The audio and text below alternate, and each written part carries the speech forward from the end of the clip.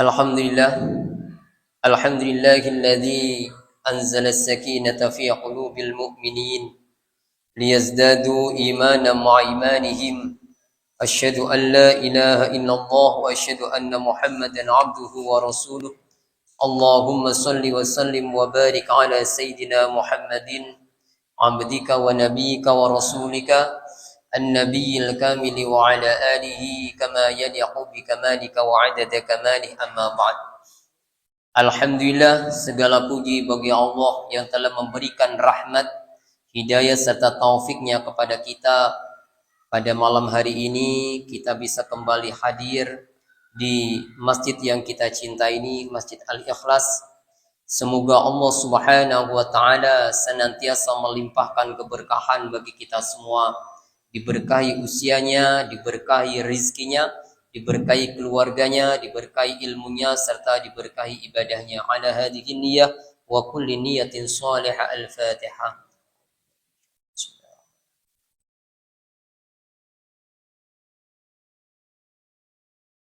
Alhamdulillah, masih dalam rangka Idul Adha.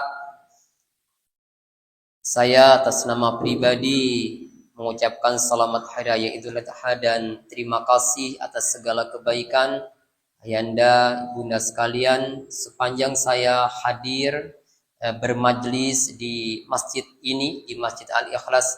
Semoga Allah Subhanahu wa taala senantiasa mengikatkan kita, mengikatkan hati, mengikatkan ruh kita, tidak hanya sekedar di dunia, tapi nanti kita bisa senantiasa bersama sampai kelak di akhirat, di surganya Allah Subhanahu wa taala. Semoga kita semua, ukhuwah kita semua ini menjadi salah satu kebanggaan bagi Sayyiduna Muhammad sallallahu alaihi wasallam. Karena di dalam sebuah hadis disebutkan bahwa ada kelompok yang diiriin. Jadi diiriin oleh para nabi. Kelompok apa ini? Ini adalah kelompok yang satu sama lain terikat, saling mencintai karena Allah Subhanahu wa taala. Orang yang terikat dan saling mencintai karena Allah Subhanahu wa taala di dunia, maka dia nanti akan disediakan mimbar oleh Allah Subhanahu wa taala, mimbar yang terbuat dari cahaya, yang kemudian membuat para nabi itu iri melihat mimbar tersebut karena saking bersinar dan bercahayanya mimbar itu. Kenapa? Mimbar itu disinari oleh cahaya cinta di antara kita. Semoga Allah Subhanahu wa taala menempatkan kita sebagai hamba yang saling mencintai karena Allah Subhanahu wa taala. Dan Rasulullah Muhammad SAW menyampaikan bahwa orang yang paling mulia di antara kita adalah orang yang paling tinggi kualitas cinta kepada saudaranya. Jadi ketika ada dua orang berjumpa, siapa di antara dua orang ini yang paling mulia? Yang paling mulia di antara dua orang ini adalah orang yang paling besar kualitas cintanya kepada saudaranya. Itulah menurut Rasulullah Muhammad SAW. Semoga cinta, ya, melalui majlis ini, cinta yang kita bangun, cinta karena Allah yang kita bangun, ini menjadi sirat, menjadi sebuah jalan, jembatan bagi kita untuk sampai kepada syurganya Allah Subhanahu wa taala, bahkan bisa kelak kita liqa dengan Allah Subhanahu wa taala. Pada malam ini kita akan melanjutkan kajian Al-Hikam sampai pada kalam hikmah yang ke-16. Di dalam beberapa kalam yang akan saya sampaikan nanti mungkin berbeda dengan kalam-kalam sebelumnya. Kalau kalam-kalam sebelumnya lebih banyak menyorot persoalan hati, persoalan pikiran, tapi kalam-kalam ini lebih lembut lagi membahas tentang masalah tauhid. Nah, tauhid itu sendiri ada 7 tingkatannya. Yang dari 7 ini dibagi 2. Ada namanya tauhid i'tiqadi, ada namanya tauhid wujudi. Tauhid i'tiqadi ini memiliki tujuan untuk bisa membersihkan hati. Sementara tauhid wujudi itu bertujuan sebagai sebuah alat, sebagai sebuah pedang untuk mengikis namanya apa? Mengikis bukan penyakit hati lagi, mengikis namanya keakuan.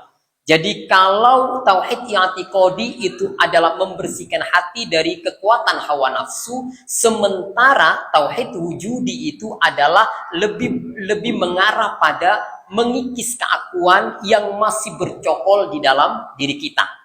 Nah, di sini yang kita bahas bukan tauhid i'tiqadi, tetapi tauhid wujudi yang bertujuan untuk semakin mempertipis keakuan kita, karena sesungguhnya yang paling banyak berkontribusi terhadap penderitaan manusia itu adalah keakuan. Makin tebal keakuan, maka makin sering dia menderita. Makin sering dia menderita. Karena orang berpikir, kalau sering kita ini banyak musibah, banyak persoalan, itu seolah-olah itu buruk. Bisa jadi sebenarnya baik, karena ketika banyak musibah bertubi-tubi datang kepada kita, maka itu bisa jadi adalah sebuah alat yang Allah Subhanahu wa Ta'ala hadirkan kepada kita untuk mengikis keakuan. Bagaimana seperti Firaun? Firaun itu tidak pernah sakit, selalu sejahtera hidupnya, tidak pernah berkekurangan, tetapi dengan semua kelimpahan yang dia peroleh itu, lalu kemudian membuat dia bisa mendeklarasikan dirinya sebagai Tuhan. Ya, sebagai Tuhan. Kenapa? Karena dia memang tidak pernah mengalami penderitaan dalam hidupnya. Jika demikian, sebenarnya penderitaan itu adalah sebuah nikmat yang terbungkus dengan keburukan. Nikmat di dalamnya. Kenapa? Karena berkontribusi untuk mengikis keakuan. Berapa banyak orang yang merasa aku masih mampu, aku mampu menyelesaikan ini semua karena aku. Ya, kalau tidak aku laksanakan nggak akan selesai, nggak akan tuntas ini. Itu semua adalah vocabulary atau kosakata-kosakata yang akan makin memperkuat keakuan kita. Ya, nah ini yang akan kita bahas ini adalah untuk mengikis keakuan. Bagaimana cara mengikis keakuan? Kita harus mengenal hanya satu wujud, yakni wujudnya Allah Subhanahu wa Ta'ala. Kita tidak punya eksistensi sama sekali. Artinya apa? Kalau orang merasa punya eksistensi, dia merasa memiliki pengaruh. Dia merasa memiliki peran, dia merasa memiliki status, dia merasa memiliki kontribusi. Itu ketika orang ya di dalam dirinya ada namanya keakuan, merasa dia punya eksistensi. Maka benar katanya Cak Nun, ketika orang mengagungkan eksistensi, dia akan kehilangan esensi. Siapa yang mengagungkan eksistensi, dia akan kehilangan esensi. Saya tadi ngobrol sama saya ini, kenapa ya? Katanya orang itu kalau sudah mencapai segala-galanya, dia akan merasakan kebahagiaan. Tapi tiba-tiba ketika kesombongan, kepongahan, keangkuhan itu mulai muncul dari dalam hati, tiba-tiba seluruh bangunan kebahagiaan itu runtuh. Seperti halnya siapa? Seperti halnya Korun. Korun itu telah mendapatkan sekian kekayaan dari Allah Subhanahu wa Ta'ala. Dia lahir dan muncul sebagai orang yang super kaya di zaman Nabi Musa alaihi salam. Tetapi kemudian ketika dia mengatakan wa ma utitu ala ilmin indi, bahwa apa yang datang kepadaku ini, semua apa yang kuperoleh ini karena ilmuku, tiba-tiba semua pencapaian-pencapaian Korun itu ditenggelamkan oleh Allah Subhanahu wa Ta'ala di tanah, dan dia juga ditimbun di dalam tanah. Kenapa demikian? Berarti bahwa saya sampaikan bahwa fondasi agama itu adalah tawadhu. Fondasi agama itu adalah taubat. Kalau orang tidak bertobat, dia tidak akan pernah berjalan, tidak akan pernah menanjak, tidak akan pernah bertumbuh. Tetapi ketika orang itu taubat, berarti dasar atau jiwa dari taubat itu adalah apa? Tawadhu, merendah. Saya bukan siapa-siapa.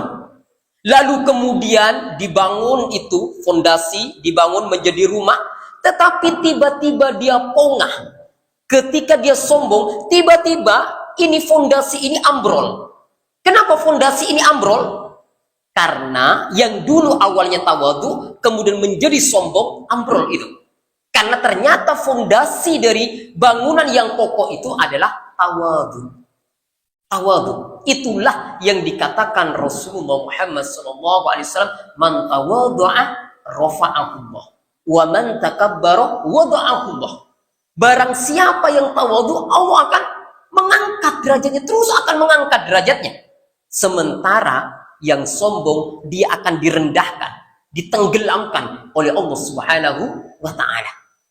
Nah, ini yang sebenarnya pesan sentral yang akan disampaikan oleh Ibnu Athaillah Iskandari. Kita akan tawadu kalau kita mengenal Allah. Mengenal Allah. Bukan hanya mengenal Allah sebagai Rabb yang memelihara, yang mencipta dan memelihara kehidupan kita, tapi juga mengenal Allah bukan hanya sekedar Malik, dia yang menguasai dan mengatur kehidupan kita, bukan hanya mengenal Allah sebagai ilah, dia sebagai sesembahan, sebagai kecintaan dan sebagai tujuan, tetapi kita diajak, dibimbing mengenal Allah sebagai wujud satu-satunya, sebagai ada satu-satunya, sementara kita semua ini hanyalah keberadaan yang diadakan oleh Allah Subhanahu wa Ta'ala. Karena kita membutuhkan sebab, sementara Allah tidak butuh sebab. Kita ini ada sebabnya, ada musalsal, ada proses. Oh, kita dilahirkan dari ibu kita dilahirkan dari ibunya dilahirkan dari ibunya, terus ada proses, ada sebab akibat. Tetapi Allah itu asluhu, asalnya, dan tidak ada sebab akibat di dalamnya. Nah, yang tidak ada sebab itulah yang sejatinya yang ada. Nah, mari kita akan bahas satu persatu dari kalam hikmah ini. Qala al-muallif rahimahullahu ta'ala wa nafa'ana bihi wa amaddana bi asrarihi wa afadha alaina min barakatihi wa ulumihi wa anwarihi wa nafahatihi fid darain, amin Allahumma amin. Wa kaifa yutasawwaru an yuhjibahu syai'un wa huwa alladhi adhara kulla syai'in. Bagaimana dipersepsikan atau bagaimana digambarkan sesuatu bisa menghijabnya atau bisa menghalanginya. Wa huwa alladhi, sementara Allah alladhi adhara kulla syai', dia Allah yang nampak atas segala sesuatu. Jadi bagaimana Allah kemudian bisa dihijab oleh sesuatu, padahal Allah nampak pada segala sesuatu. Seperti yang pernah saya sampaikan pada pertemuan sebelumnya, Imam Al-Ghazali itu hanya memberi semacam metafora bahwa Allah Subhanahu wa Ta'ala menyampaikan Allahu nurus samawati wal ardh. Allah itu cahaya langit dan bumi. Berarti kalau cahaya ini selalu mengikuti benda yang ditampakkan. Kemana saja ada benda, maka cahaya ini selalu menampakkan benda tersebut. Kalau misalnya cahaya ini tidak ada, maka benda ini tidak tampak. Lalu bagaimana, kata guru saya, bagaimana yang terlihat oleh kamu itu sesuatu yang ditampakkan, tapi yang menampakkan tidak terlihat oleh kamu. Seharusnya yang pertama kali engkau lihat adalah yang menampakkan, lalu kemudian yang ditampakkan. Nah, artinya bahwa Allah Subhanahu wa Ta'ala nampak pada seluruh makhluk Allah Subhanahu wa Ta'ala. Ini yang dikatakan guru saya begini.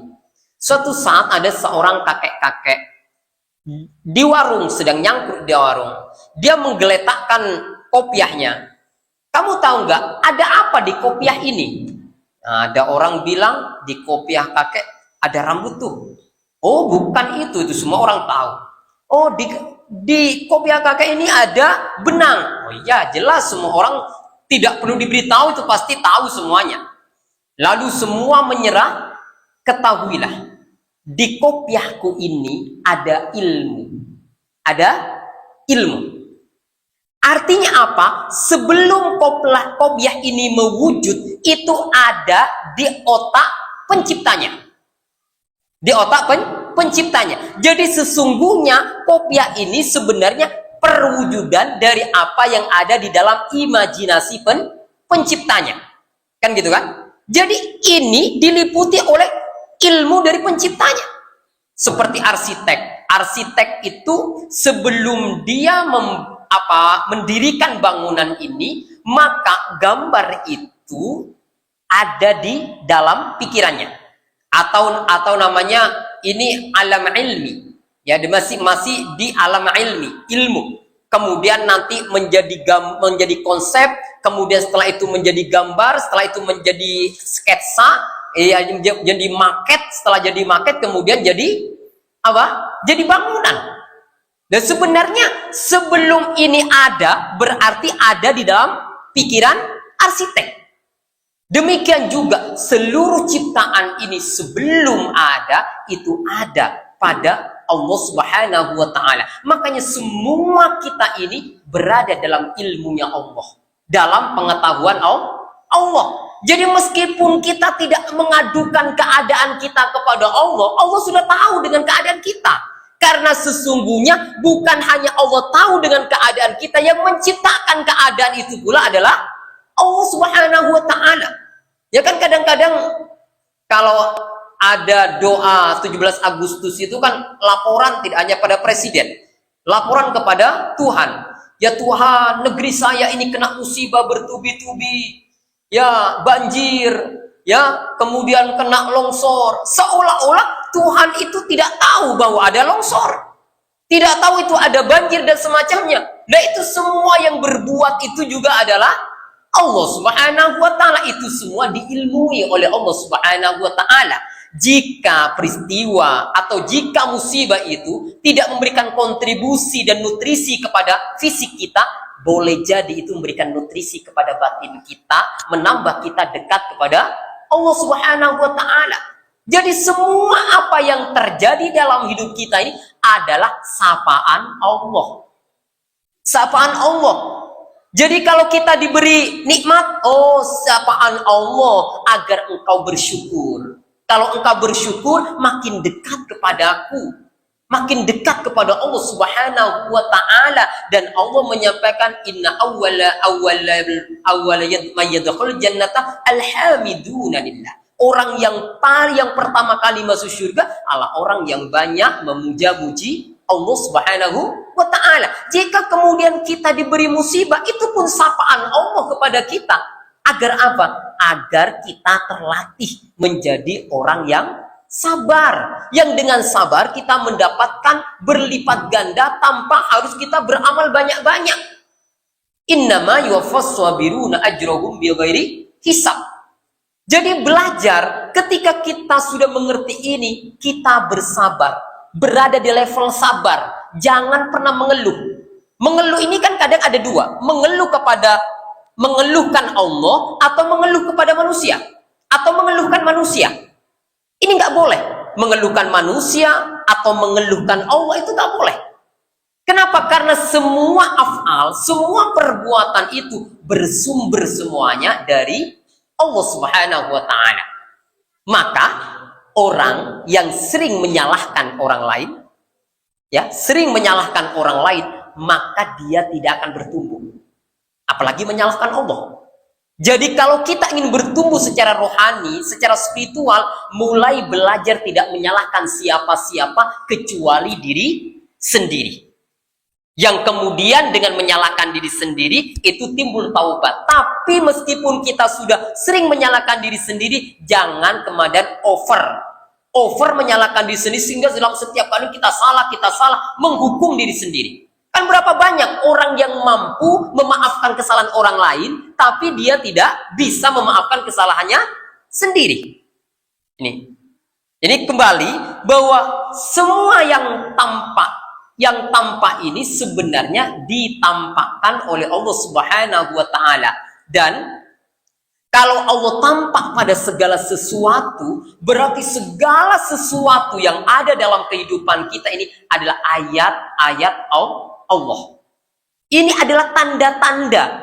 Ini adalah tanda-tanda yang seharusnya membuat kita makin kenal kepada Allah. Kan ayat itu kan ada dua. Ayat kauliyah, ayat kauniyah. Ayat kauliyah ya Al-Quran yang kita baca. Sementara ayat kauniyah adalah realitas hidup yang kita jalaniin. Ini kan ayat kauniyah. Jadi seharusnya semua ayat ini bisa membimbing dan memandu kita sampai kepada sahibul ayat. Pemilik ayat siapa? Allah Subhanahu wa ta'ala. Ketika Jalaluddin Rumi mengatakan, ketika jemariku menunjuk kepada rembulan, kamu jangan terpukau dengan jemariku. Tapi kira-kira jemariku tuh mengarah kemana? Bukan mengarah ke jemari, tapi mengarah ke rembulan. Demikian ayat. Ayat itu jangan berhenti di ayat. Tetapi bagaimana ayat itu makin membawa kita kenal kepada yang punya ayat, yakni Allah Subhanahu wa ta'ala. Itulah yang disampaikan Allah, sanurihim ayatina fil afaqi wa fi anfusihim. Sanurihim, kami akan menunjukkan, akan memperlihatkan kepada mereka ayatina, ayat-ayat kami. Ya, sanu ayatina fil afaqi wa fi anfusihim, di semua ufuk dan di dalam diri mereka. Jadi di semesta, di dalam diri kita ini ada ayat-ayat Allah Subhanahu wa ta'ala yang perlu kita renungkan. Sehingga ketika kita merenung, maka kita nanti akan memahami, akan mengenali Allah Subhanahu wa ta'ala. Nah, kemudian yang berikutnya, wa kaifa yutasawwaru ayyuhjibahu syai'un wa huwa alladhi dhahara bi kulli syai'. Bagaimana dipersepsikan atau digambarkan sesuatu menghijabnya atau menghalanginya, wa huwa alladhi dhahara bi kulli syai', sementara dia nampak dengan setiap sesuatu. Bahwa Allah Subhanahu wa ta'ala itu nampak pada segala sesuatu. Ketika kita makan, jangan berhenti pada makanan, nasi, dan semacamnya, tetapi kita harus bisa memahami Ar-Razzaq. Dialah Allah yang memberikan rizki. Jadi makan itu haruslah memperkenalkan kita kepada Ar-Razzaq atau Al-Muqit yang memberikan makan. Ya, ketika kita misalnya dalam kondisi bisa memaafkan, ada orang berbuat salah kepada kita, maka itu seharusnya mengingatkan kita kepada al-afu, yang dengan itu kemudian kita terdorong menjadi orang yang mudah memaafkan kesalahan orang lain. Ya, nah ini Allah nampak pada segala sesuatu. Jadi kalau di dalam pemahaman guru saya, takdir, realitas kehidupan yang kita jalani ini mengalir dari namanya kudroh. Kudroh itu apa? Kuasa Allah. Kuasa Allah itu terlihat melalui apa? Af'alnya Allah. Af'al Allah itu kemudian berupa menjadi takdir. Kudroh ini didasari dengan iradah, kehendak Allah. Jadi Allah tidak akan pernah menunjukkan kudroh kuasanya kalau dia tidak punya iradah. Karena dia punya iradah, maka kemudian Allah menunjukkan kuasanya. Nah, iradah ini didasari dengan ilmu. Kalau didasari dengan ilmu, berarti semua takdir yang dihadirkan, yang disajikan kepada kita pasti punya tujuan. Ya. Kalau orang tanpa ilmu, ya dia beramal tanpa tujuan. Tapi orang yang punya ilmu, pasti dia beramal punya tujuan. Makanya kenapa ilmu itu diawalkan sebelum amal. Al-ilmu qabla al-amal. Bahkan sebelum kita, kalau ilmunya tinggi, maka niatnya juga tinggi. Kalau ilmunya rendahan, ya niatnya juga rendah. Maka ilmu qabla al-amal. Wal amalu tabi'uhu. Dan amal itu mengikuti ilmu. Ya. Maka kata guru saya, setelah ilmu ini didasari dengan Apa? Dengan rahim, dengan kasih sayang Allah. Kasih sayang Allah. Dan kasih sayang Allah itu ya apa? Itu sifat apa didasari dengan hayyun. Sifat hidupnya Allah, dan hidupnya Allah itu sifat dari zatnya Allah Subhanahu wa taala. Maka tak jarang kita hanya melihat takdir, tetapi kita tidak melihat al-muqtadir. Kita hanya melihat lukisan, tetapi kita lalai dengan pelukisnya. Ya, seperti ini kata guru saya. Tahukah kamu nak, kamu kadang-kadang terpukau dengan baju. Baju ini sebenarnya terbuat dari apa? Baju ini terbuat dari kain. Tetapi fokus kita kepada bentuk baju, lupa kepada kain. Lalu kemudian kain, tetapi ketahuilah kain ini dirajut dengan benang. Sampai kita lupa bahwa ini kumpulan benang. Kenapa? Karena kita fokus kepada kainnya. Tapi ketahuilah ini bukan benang. Benang itu adalah dasarnya kapas. Tapi kita lupa dengan kapas. Lupa dengan kapas. Kenapa? Terpukau pada baju, pada format baju, lupa kepada kain. Sudah sampai pada kain, lupa kepada benang. Sudah terlihat benang, lupa kepada kapas. Artinya apa? Saking apa? Ini kalau kemudian diurai-urai lagi, tidak ada lagi namanya baju, tidak ada lagi namanya kain, ya toh? Tidak ada lagi namanya benang, yang ada pada aslinya adalah kapas. Itu artinya bahwa seluruh kejadian, semua keadaan ini sebenarnya adalah halikun, hancur. Kullu syai'in halikun illa wajha. Segala sesuatu itu udah hancur, halnya hancur. Kecuali zatnya Allah Subhanahu wa ta'ala.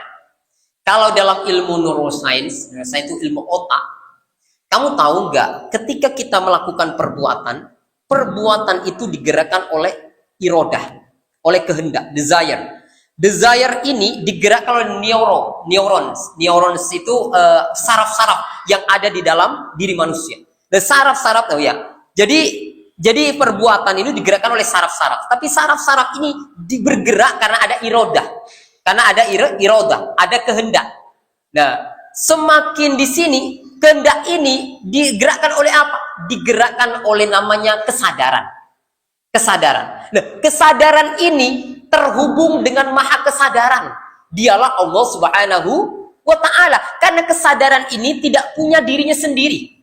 Kesadaran ini milik Allah.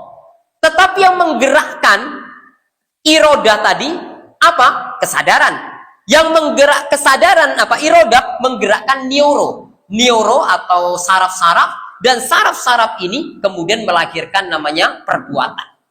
Ya. Nah, kesadaran tadi itu bukan milik kita. Kesadaran itu adalah milik Allah Subhanahu wa ta'ala.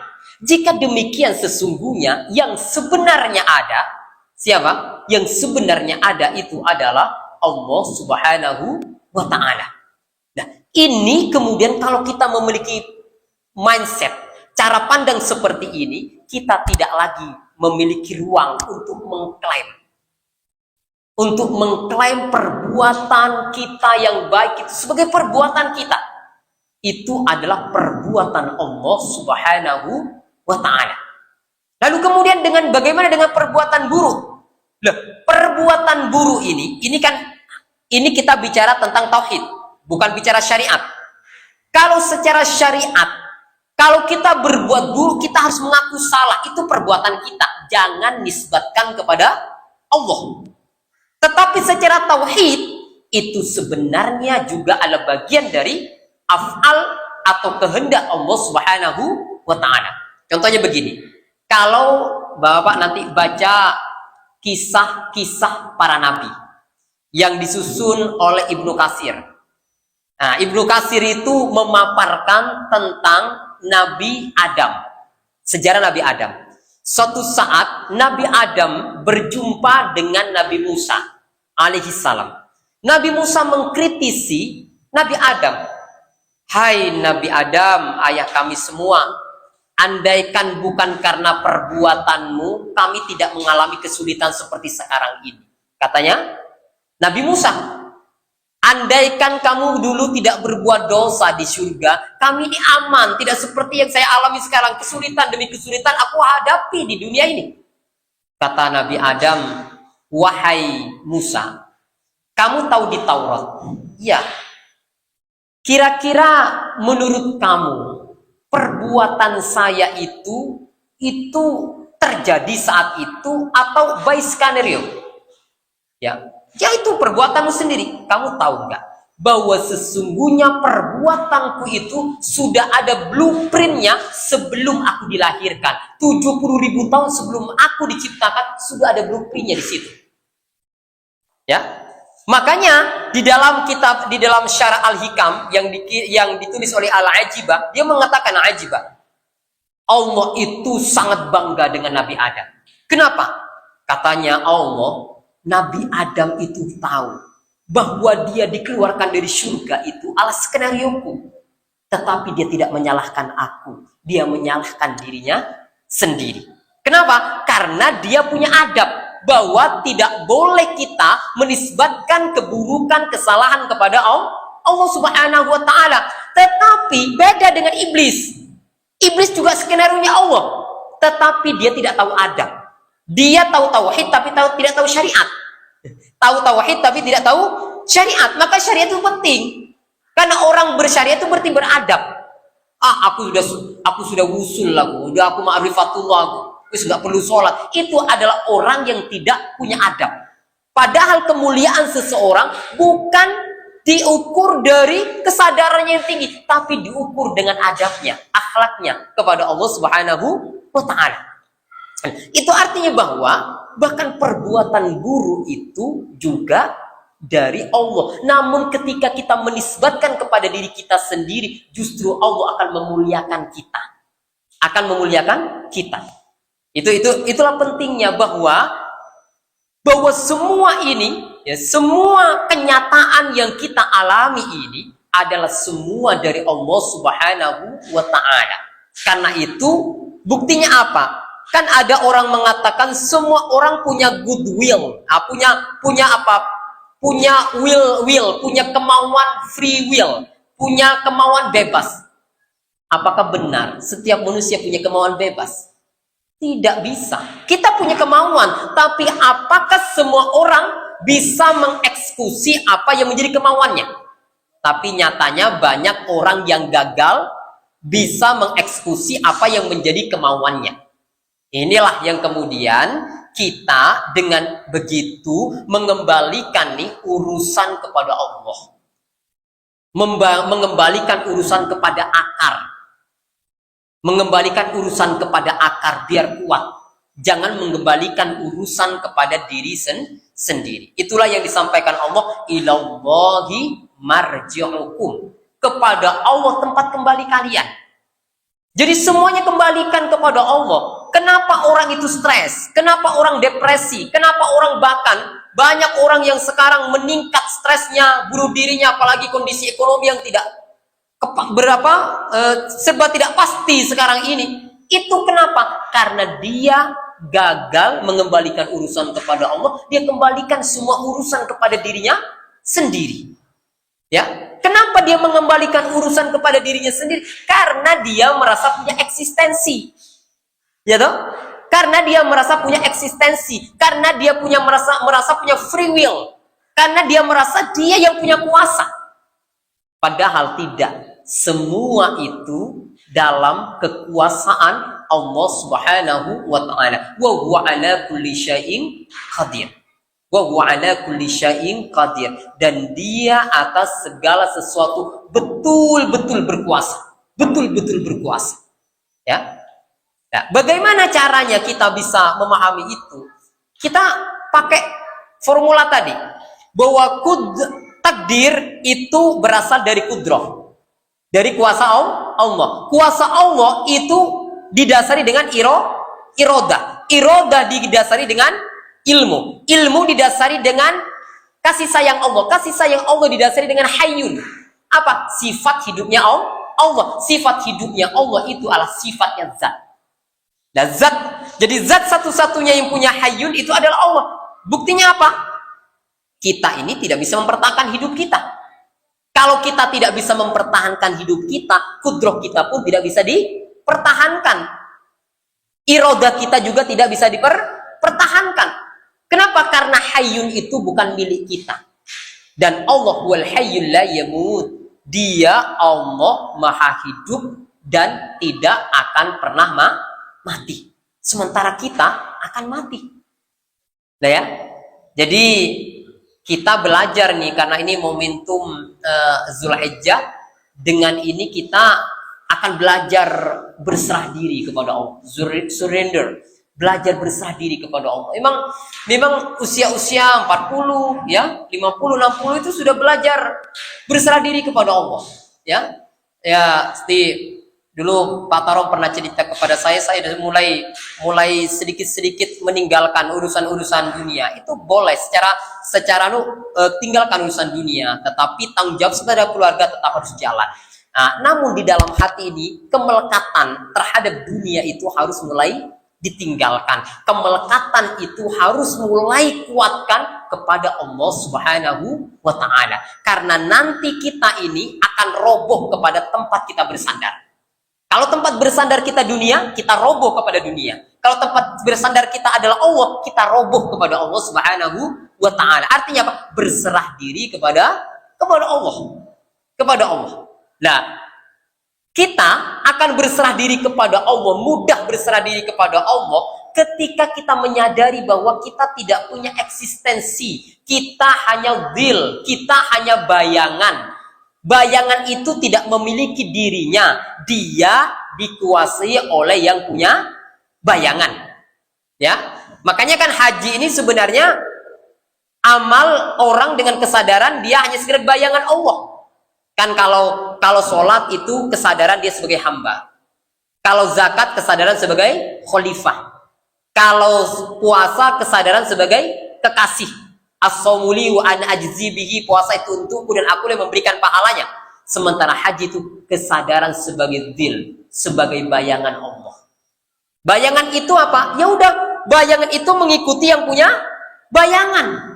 Dia sudah nggak menggunakan logika. Kata orang yang umroh, kata orang yang haji, kalau menggunakan logika kita nggak bisa rasanya. Kalau di Mekah itu mau cium Hajar Aswad, mau di depan Ka'bah, pas depan Ka'bah, itu kalau kita menggunakan logika caranya nggak bisa. Ada orang dulu kayak Asrori, ya Allah yarham.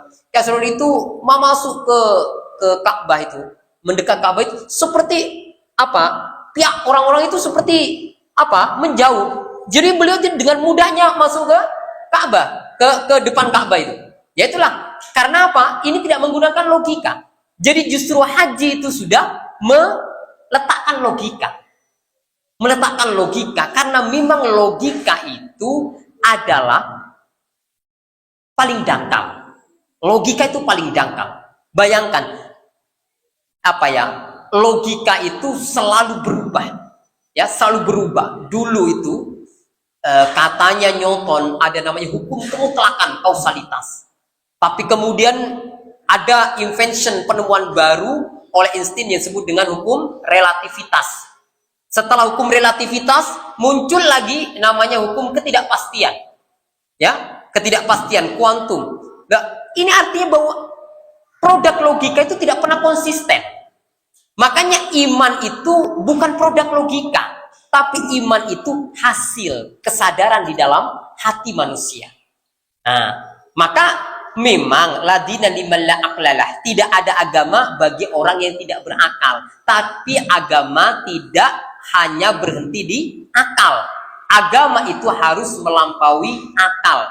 Karena akal itu paling tingginya dia hanya yakin. Ya, hanya yakin, tidak sampai cinta. Kalau orang mau mencintai, dia harus melampaui logika. Sementara kata Al-Quran, alladzina amanu asyaddu hubban lillah. Orang-orang yang beriman amat sangat cintanya kepada Allah Subhanahu wa Ta'ala. Ya, semoga kita pelan-pelan kita belajar belajar untuk mengenal bahwa Allah Subhanahu wa taala sejatinya dialah yang ada yang sejati dan dia selalu menyertai kita. Jangan pernah cemas, jangan pernah sedih karena la tahzan innallaha ma'ana. Sesungguhnya Allah selalu bersama dengan kita. Demikian, semoga ini bermanfaat bagi kita semua. Wal afu minkum. Wassalamualaikum warahmatullahi wabarakatuh.